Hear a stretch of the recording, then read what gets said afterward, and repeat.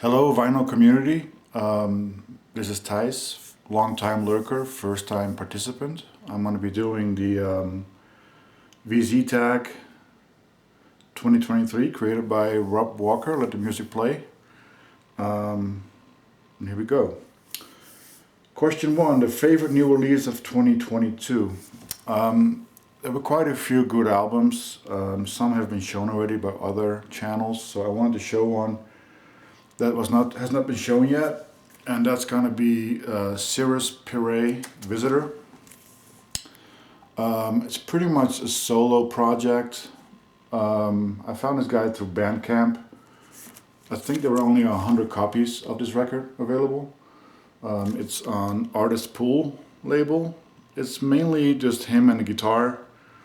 Quite experimental, little noisy at times. Very, very enjoyable. That's Cirrus Pire Visitor. Question 2, the last band or solo artist you saw live. That's going to be The Smile. I saw them early December. I like Radiohead, okay. I'm not a huge fan. I was mostly interested in Tom York's and Johnny Greenwood's work with Tom Skinner, the drummer, whom I've seen with Sons of Kemet earlier last year.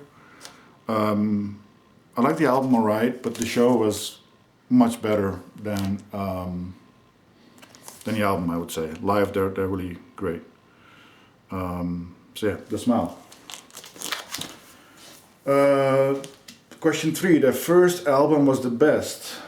There were quite a hard time finding a band where the first album was the best, but I ultimately went with Fire Orchestra Exit.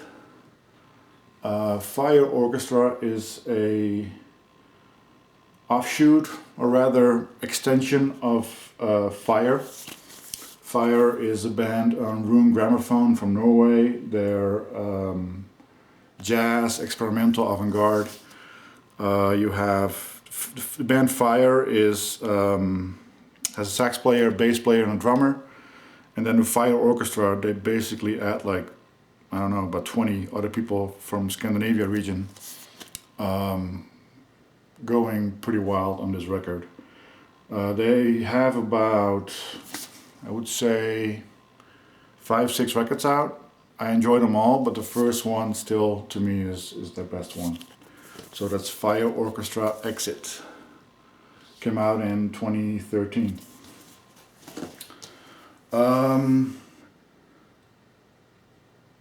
Hat trick, show the vinyl, CD, cassette of an album. So I don't really have anything for this. I'm not someone who collects multiple formats of the same release. If it's only available on CD and I like it, I will buy the CD. Same with cassette or vinyl, so I don't really have anything for this. 5, album that starts and ends with the same letter. This was a little tricky to find out. It's a bit of a strange question, but I went with LAND or Land. Night Within. Let me take out the shrink.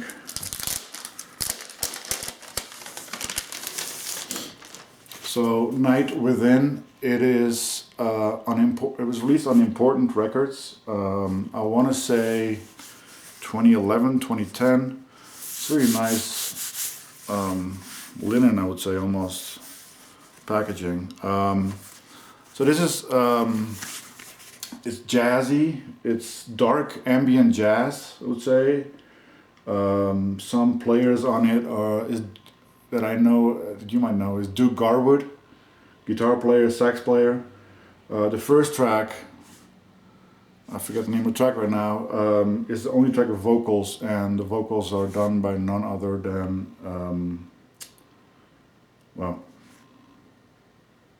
David Sylvian. Very nice track. The rest of the album is instrumental, but also very, very good. Came out, like I said, about 10-11 years ago. Land, Night Within. Should still be available on their website, Important Records. Artist born in the same year as you. This was tricky too, because I don't really follow the bios in depth of the artists I listen to, but I've went with this Belgian artist called Leanne. And the album is called The Jollity of My Boon Companion. Came out in 2009 at with Munich Records. And I discovered this artist. He's the bass player of the Mark Lanigan band, who I will talk about more later.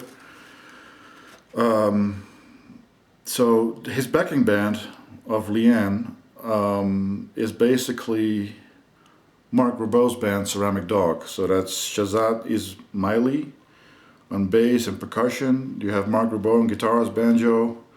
You have Ches Smith on the drums and a few other players. Very nice record. It's folky, a bit indie maybe. Has some jazz elements because, you know, Ceramic Dog is involved. I don't know how they got together. But very nice record. 2009, Munich Records. Highly recommend it. And I'm pretty sure he was born the same year as I. 7, most listened to album in 2022. So I didn't get this record when it came out early this year. This is Dawuna.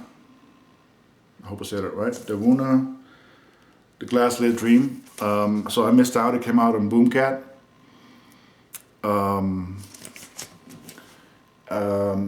So I missed that one, but it was reissued a few weeks ago on blue vinyl. I actually have the vinyl on my record player right now, so I can't pull it out. Very interesting record. It is electronic, it's R&B, it's soul, it's experimental. Kind of reminds me a little bit of Dean Blunt, who's done the 2 black metal albums a few years back.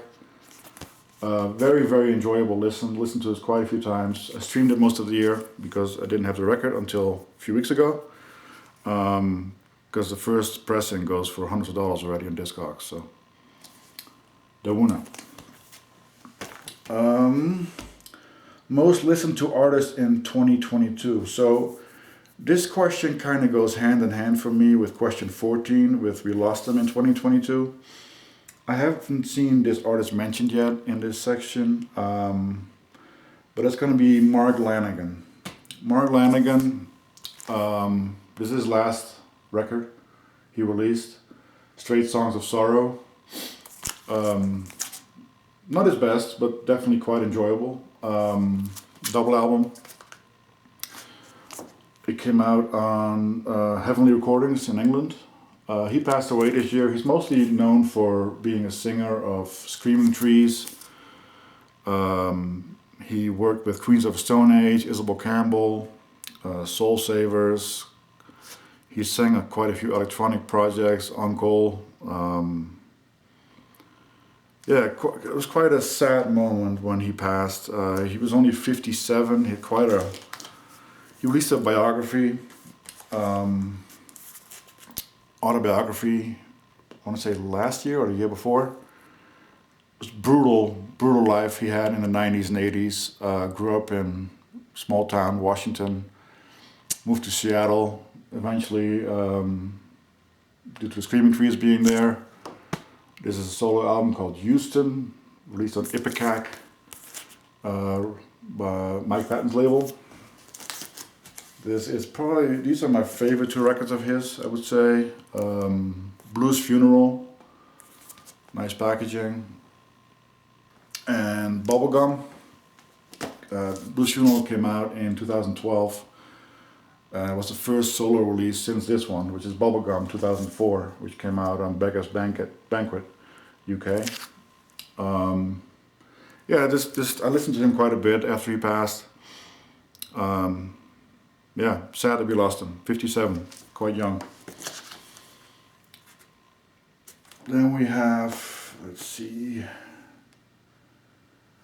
Australian artist, question 9. So I could have gone with Nick Cave, obviously, but I wanted to do something, shine a light on the band that I haven't seen many people talk about, if any. And they started, the players have been around for a while, but this band started in 2021, I believe. At least the record was released in 2021, their debut record, and that's Springtime. Springtime is comprised of 3 players. You have Gareth Lydiard of the Drones, Tropical Foxstorm, Jim White of Dirty Three, Chris Abrahams, known of the Next and the Still. It's very quite beautiful, moving. It is has some indie vibes, experimental, some droney vibes. They released a EP this year called the Night Raver, a Night Raver EP. And both this record and the EP are released on Joyful Noise Recordings, and definitely check them out. They have a cover here, West Palm Beach, which is a Will Oldham song, or Bonnie Prince Billy. It's a live version. All the other songs are studio cuts. Very, very good. Let's see, what's the next one? Surprising Purchase. I went with Porcupine Tree. This is their newest, this is the box set version, 45 RPM, 3 LP. Has 2 extra songs, I believe, compared to the main release. Why this is a surprise? Mainly because I was pretty sure they were broken up for good.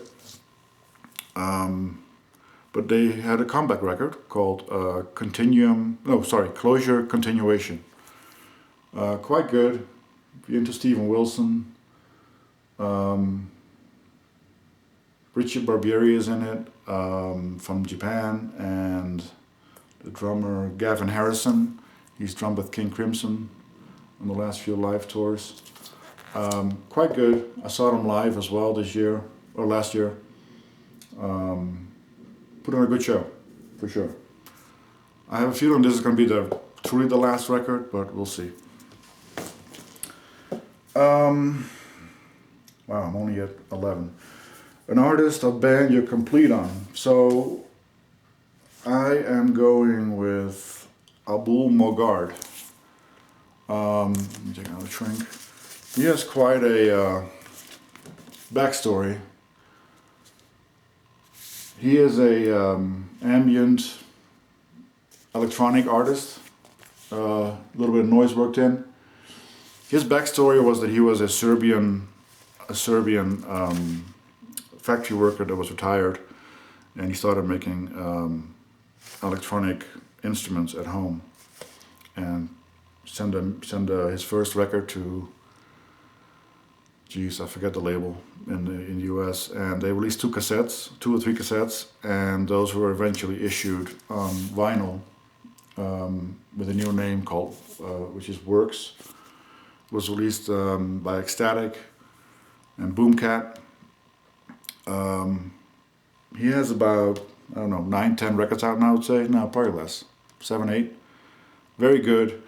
And I think this year, last year or the year prior, he revealed his real identity, which is Guido Zen. Pretty well known, I want to say, Italian electronic artist. Yeah, very good. What do we have next?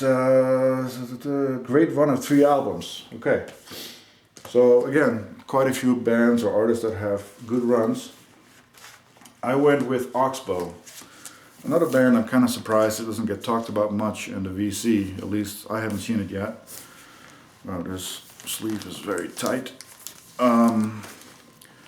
Oxbow is a San Francisco based noise rock band, experimental. They've been around since the early 90s, maybe late 80s even. They were previously known as Whipping Boy, and the 3 albums are Evil Heat, which came out in 2002. This is the reissue, which came out a few years back, 2016 maybe. The reissue is on Concrete Lo-Fi. Very good record. Double record.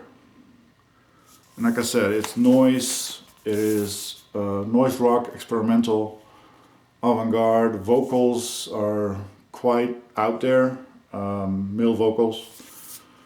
But good. Oxbow and Evil Heat. And then the second one in the run is, this came out in 2002. This is an OG Narcotic Story, 2007, which came out on Hydra Head Records, which is Aaron Turner's label, which I don't think is around anymore. Very good record as well. This is probably the record that introduced me to them, and I kind of went from there. I believe it's on red vinyl. Let me check. Yep. Red vinyl. And then this came out in 2007. And then their next album came out 10 years later in 2017, which is called The Thin Black Duke, which obviously is a spoof on David Bowie, Oxbow. And this one came out on, what label did it come out on? Oh, Hydra Head as well.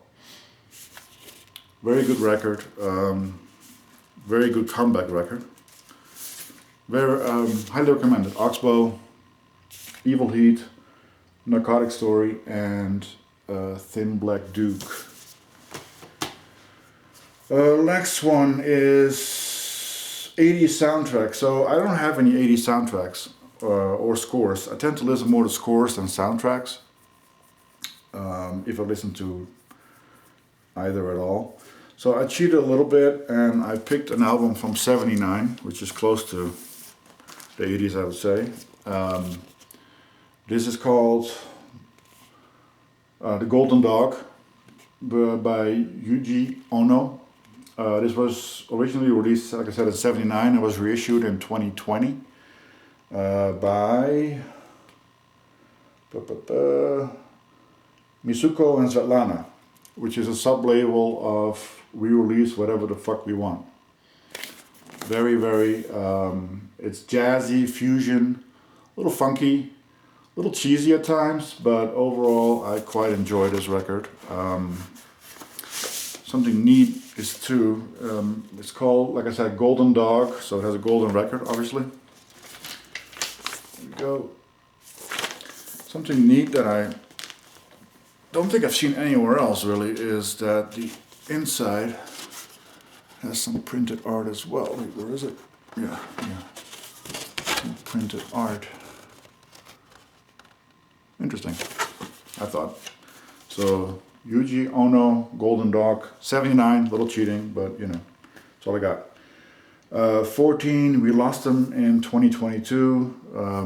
Mark Lanigan, talked about it before. 15, disappointing purchase in 2022. I don't really buy anything that truly disappoints me. If I don't like it, I'll sell it or trade it in. One of those records that I could think of was a Portuguese lo-fi black metal project called Consumatio, and the album was called De Savio. It was on the Black Gangrene production label. The music is quite good, but the lo-fi-ness kind of was too much on the like digitally it was fine, but on the LP it was just too lo-fi. Like it kind of took away from the music, I thought. So I ended up selling it. So that would be my disappointing purchase. I might actually rebuy it eventually, because the music again is quite good. Non-vinyl purchase. So this is a bit interesting, I would say. There's this label in Indiana, I think Bloomfield, Indiana, USA, that they specialize in out there music. They have very they make their own packaging. They have avant-garde, noise, metal projects on the label, and they also have a series called what is it called? Not music. I forget the name right now of the series, but it's basically music that can't really be played. So I bought from them the Glitter Bomb cassette. It's sealed. Basically, if you open this and play it, you destroy your cassette player. So this is still sealed. I'm not going to open this. I have to listen to it digitally, unfortunately. Then it also came with the Eau Claire de la Lune Fisher Price vinyl edition, which they remixed, if you will, remastered. They basically, this only works on the original Fisher Price record players from the 70s, which I don't have. I have a 2010 version. But basically they've removed notes, they added notes, so it's a fucked up version of Eau Claire de la Lune. You can see there.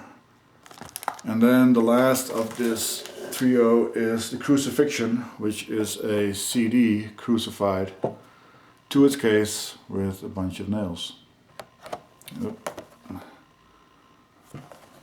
So, Crucifixion. And this is, I'm not sure I mentioned the label's name, Oris Apothecary from Indiana. Right there.